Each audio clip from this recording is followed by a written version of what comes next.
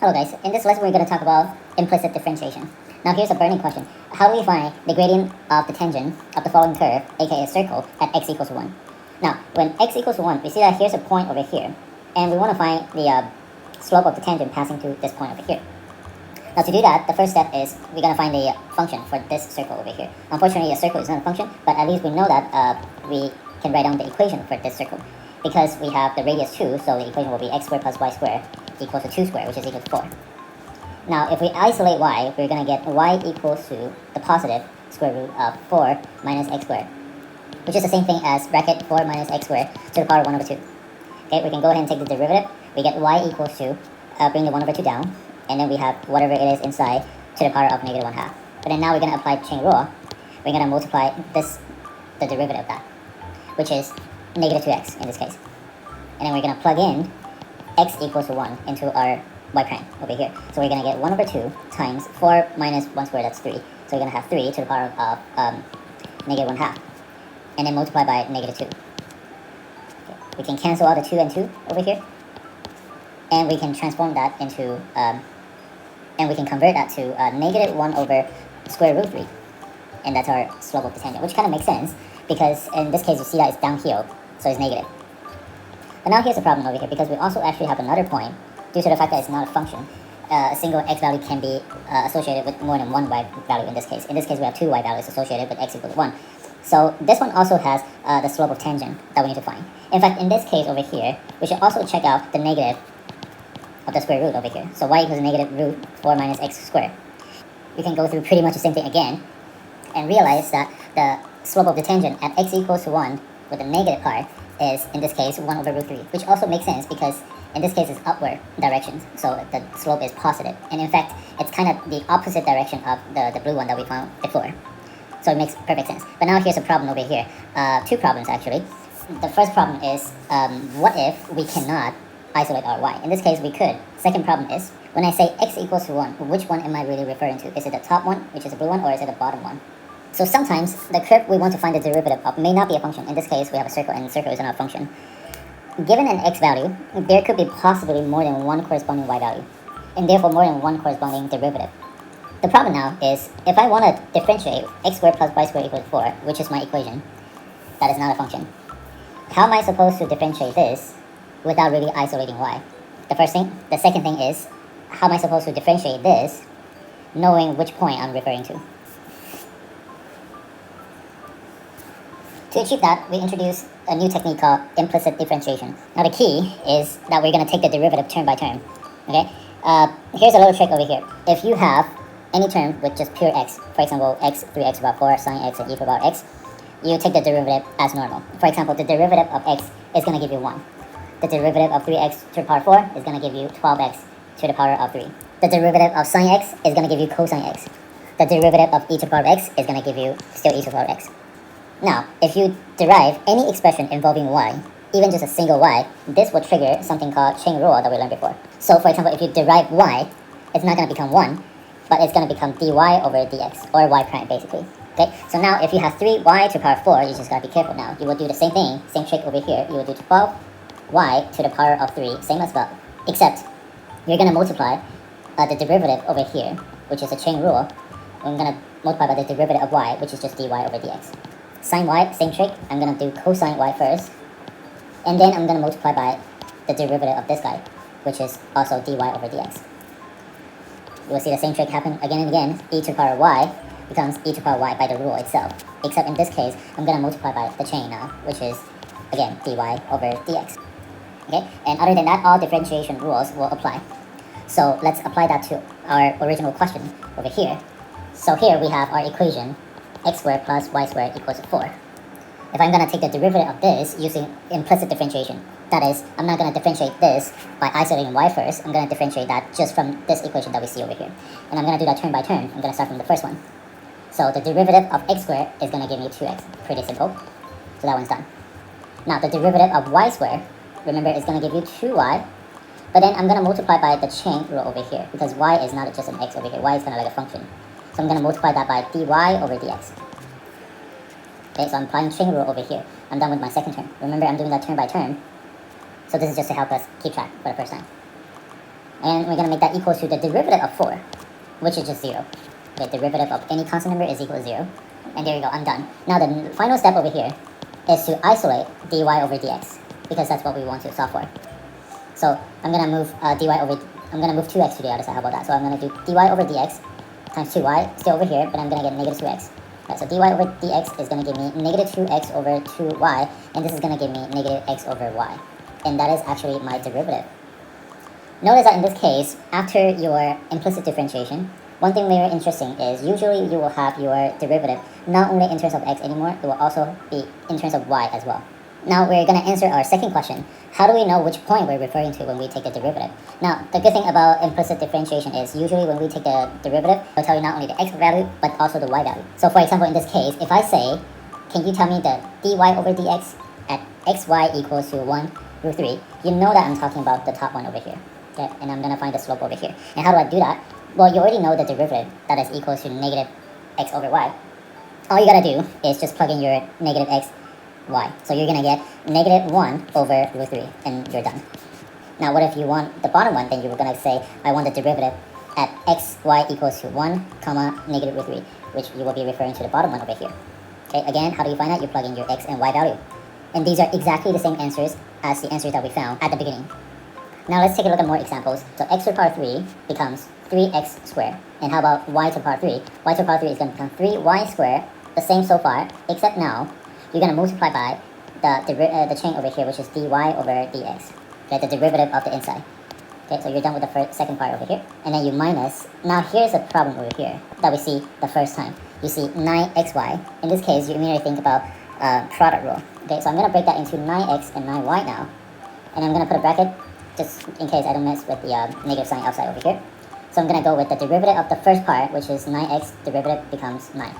Multiplied by the original, which is y, plus the original of 9x, which is 9x, multiplied by the derivative of y, which is dy over dx.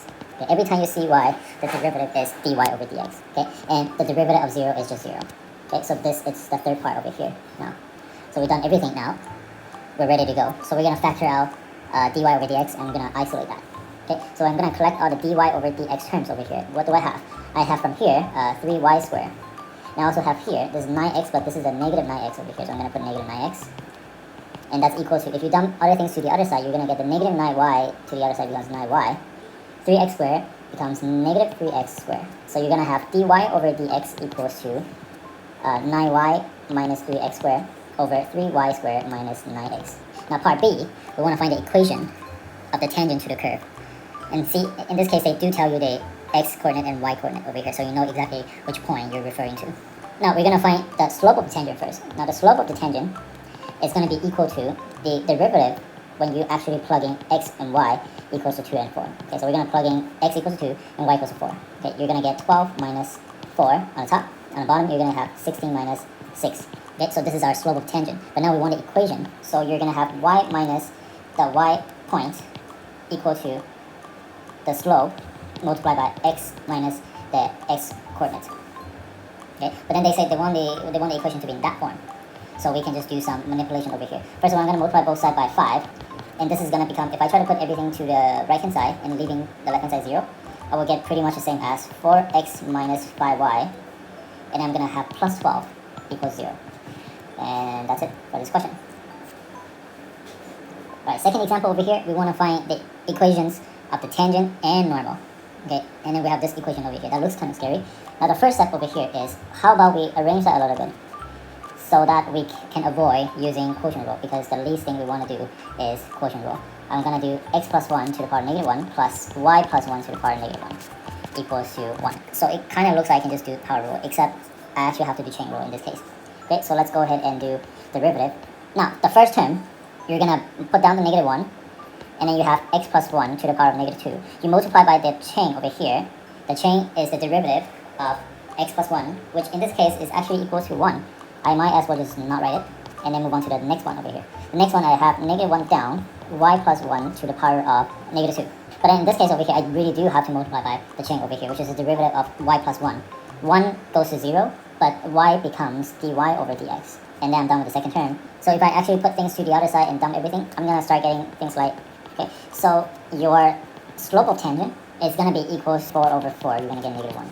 Your slope of the normal, you're going to get 1 in this case. And there you go. You have 2 equations. Of course, you still don't have to do that, but these are pretty easy to simplify. And that's it for this question. Now, some of the differentiation rules that we learned so far will actually make much more sense if we actually know implicit differentiation, so that you can really know the reason why behind all these fancy rules over here.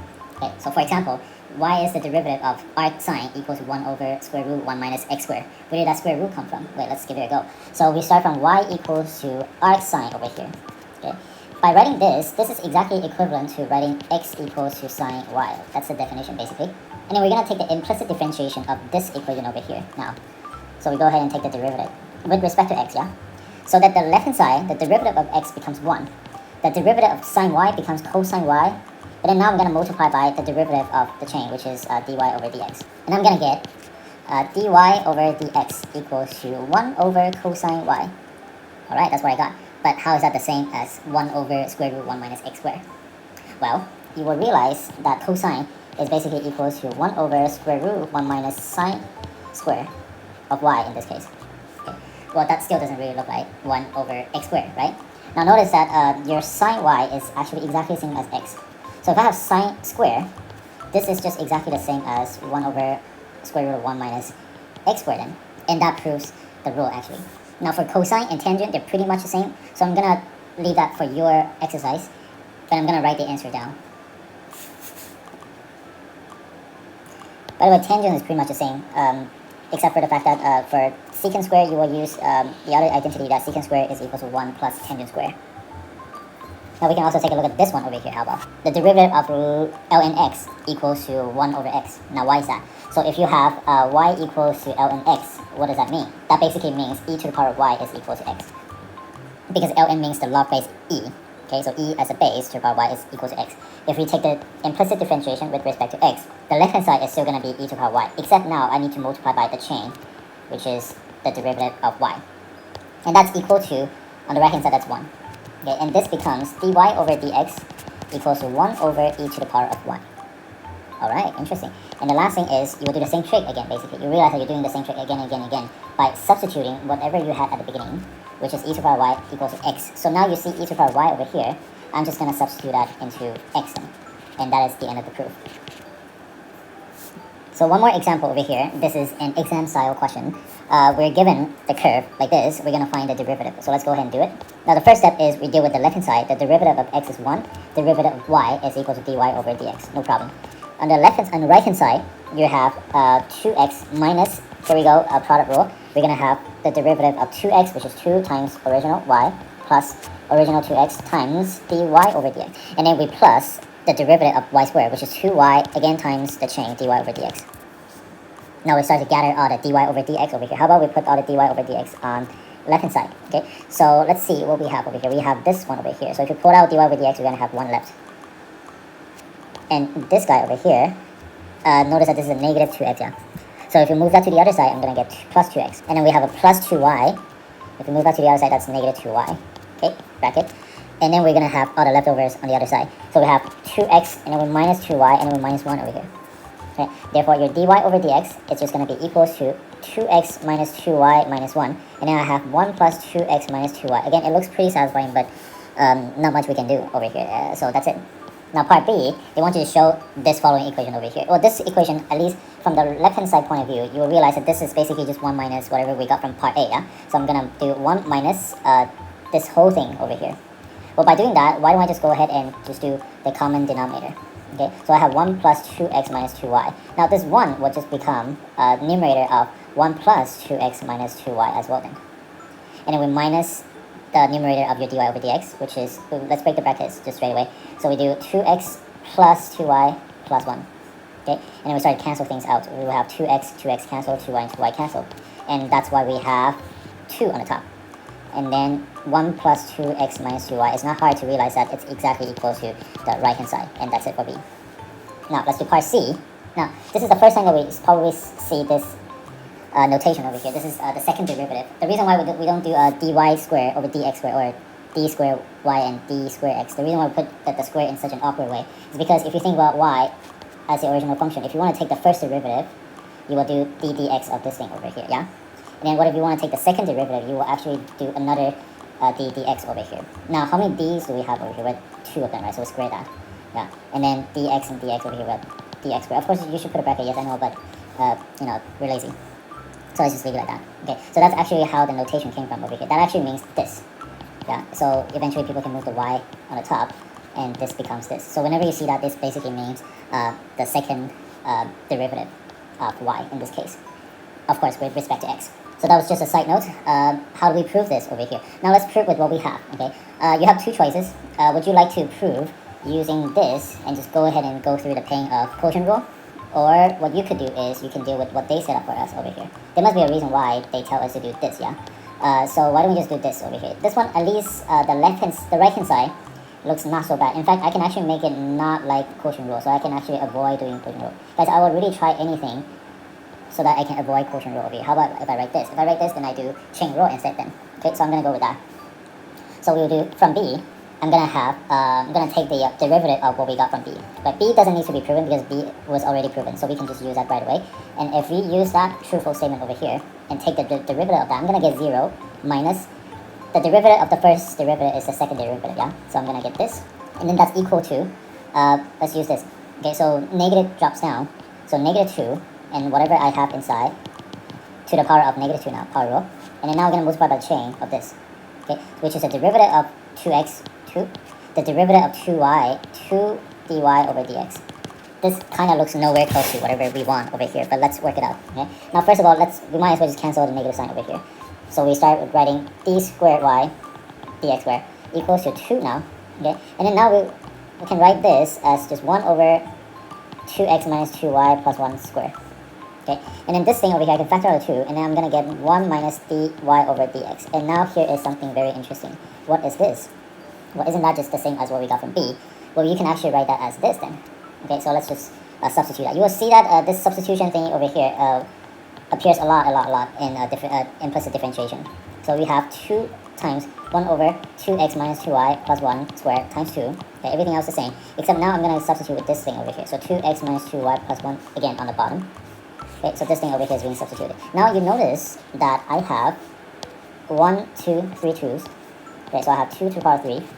And then I have 2 of that, 1 of that. So that's 3 of that. And this is just exactly the same as your 1 minus dy over dx raised to the power 3, isn't that? That just proves part C, basically. We're done. So one final important remark is when we're doing implicit differentiation, and when it comes to finding the second derivative after your first implicit differentiation, it's usually not a good idea to find it directly by using quotient rule. In fact, it is actually not a good idea to do quotient rule in general, unless you really have no other choice. Other than that, that's it for implicit differentiation. Thanks for watching. Peace.